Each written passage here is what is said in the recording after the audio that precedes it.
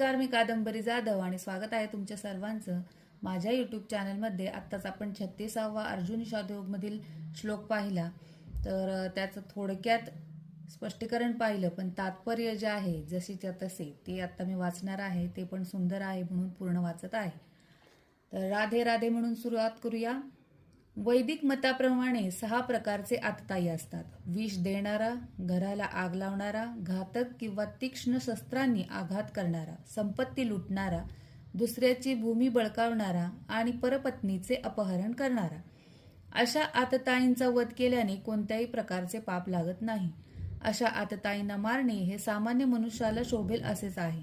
पण अर्जुन सामान्य मनुष्य नव्हता. स्वभावताच तो साधू वृत्तीचा होता आणि कौरवांशी तो साधू वृत्तीला अनुसरूनच वागू इच्छित होता. तथापि अशा प्रकारची साधू वृत्ती क्षत्रियांसाठी योग्य नसते. राज्यकर्त्याने साधुवत असणे आवश्यक असले तरी त्याने भ्याड मात्र असू नये.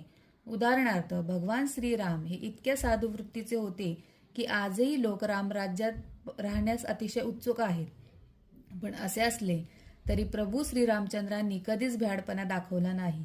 श्रीरामांच्या पत्नीचे, सीतेचे अपहरण करणारा रावण आतताई होता, पण श्रीरामांनी त्याला असा काही धडा शिकवला की त्याची तुलना जगाच्या इतिहासामध्ये कोणाशीही करता येणार नाही. अर्जुनाच्या संदर्भात मात्र त्यांच्या विरुद्ध जे आक्रमक आतताई होते ते विशिष्ट प्रकारचे होते, आणि ते म्हणजे त्याचे स्वतःचे पितामह, गुरुजन, मित्रगण, पुत्र, नातू इत्यादी होते. परिणामी अर्जुनाला वाटले की सामान्य आतताईंविरुद्ध ज्या कडक उपाययोजना केल्या पाहिजेत त्यांच्या विरुद्ध आपण योजू नये. या व्यतिरिक्त साधू व्यक्तीने क्षमा करावी असे सांगितले जाते. साधू व्यक्तींसाठी असे आदेश हे राजकीय आणीबाणीपेक्षाही महत्त्वपूर्ण असतात.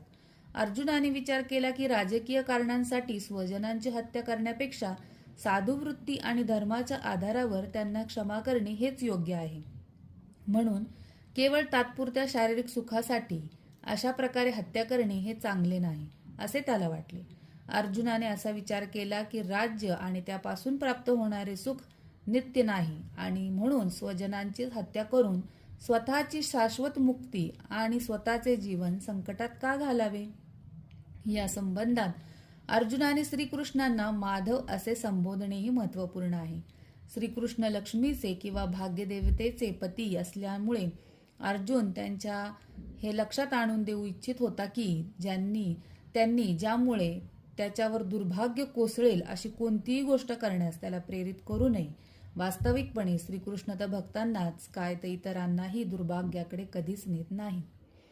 तर हा त्याच्या अंधप्रेमाबद्दल